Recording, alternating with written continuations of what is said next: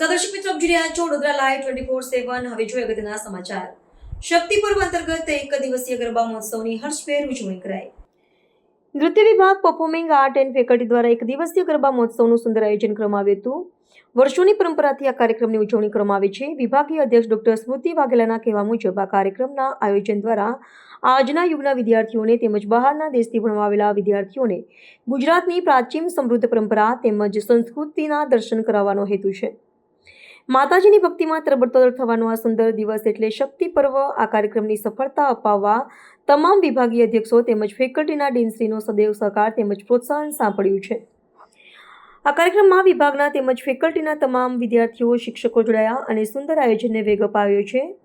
Faculty dean professor Gaurang ભાવસારે આશીર્વચન પાઠવ્યા કે આ રીતના કાર્યક્રમોના આયોજનો થકી વિદ્યાર્થીઓમાં આપણી સંસ્કૃતિ માટેની જાગૃતિ તેમજ ભક્તિભાવ પ્રગટ થાય છે. આ આયોજનને શક્ય બનાવવા માટે સહયોગ આપનાર સંસ્થાના dean professor doctor Gaurang Bhavsar સાહેબનો પણ હૃદયપૂર્વક આભાર વ્યક્ત કરાયો.